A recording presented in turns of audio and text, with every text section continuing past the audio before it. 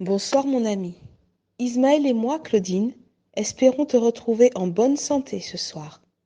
Nous t'invitons à nous accompagner jusqu'au trône de la grâce avant d'ouvrir la parole de Dieu ensemble. Seigneur Dieu Tout-Puissant, nous nous approchons de ton trône de grâce pour recevoir de toi la bénédiction et la force et la sagesse et l'intelligence de comprendre ce que tu as à nous dire dans ta parole. Guide-nous par ton Saint-Esprit, au nom de Jésus. Amen. Le texte de ce soir se trouve dans Juges 13, les versets 5 à 7. Car tu vas devenir enceinte et tu enfanteras un fils. Le rasoir ne passera point sur sa tête, parce que cet enfant sera consacré à Dieu dès le ventre de sa mère. Et ce sera lui qui commencera à délivrer Israël de la main des Philistins.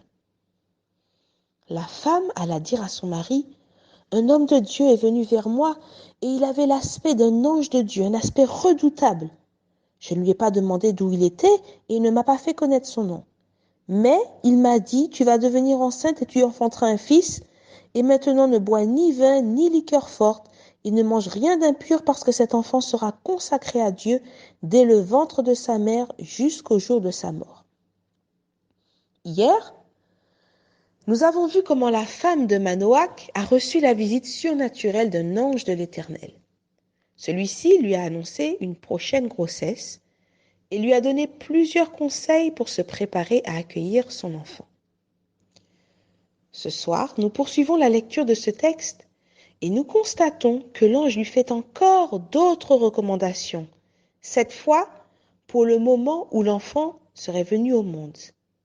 Il lui demande de ne pas couper ni raser les cheveux de son fils en signe de consécration à l'Éternel dès le ventre de sa mère. Dans le livre de Nombres, au chapitre 6, les versets 1 à 21, il est parlé de ce qu'on appelle le vœu de Naziréa. Il s'agissait d'un vœu de consécration, temporaire ou définitif d'une personne à Dieu.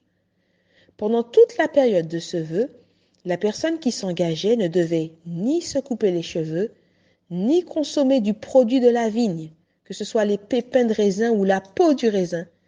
Elle ne devait pas non plus se souiller par le contact avec un mort.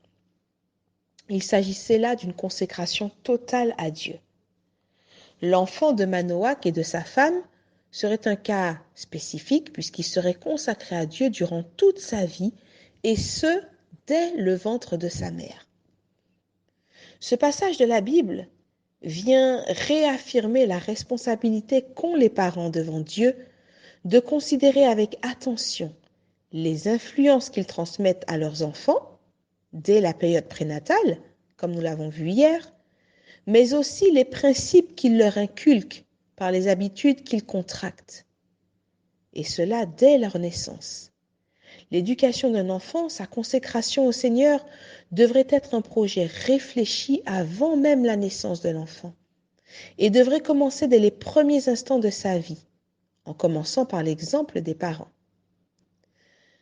Avant même sa naissance, Dieu avait des projets ambitieux pour ce garçon.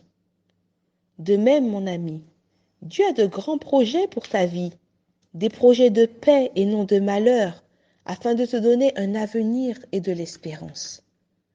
Peu importe ton passé, tu peux faire d'aujourd'hui le départ d'une vie de consécration à l'Éternel.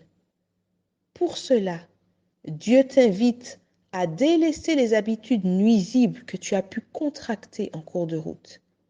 Il te suffit d'une décision et de l'aide quotidienne du Saint-Esprit pour briser les chaînes qui te lient et vivre en nouveauté de vie. Le chant que nous interpréterons ce soir, Ismaël et moi, s'intitule « Viens à la croix ». En effet, mon ami, c'est à la croix que tu trouveras cette force de commencer une vie nouvelle avec ce Jésus-Christ qui doit être ton sauveur, mais aussi ton Seigneur, le Seigneur de ta vie. Je te lis la première strophe de ce chant. Viens à la croix, âme perdue, brebis sans berger, tu verras une main tendue pour te sauver.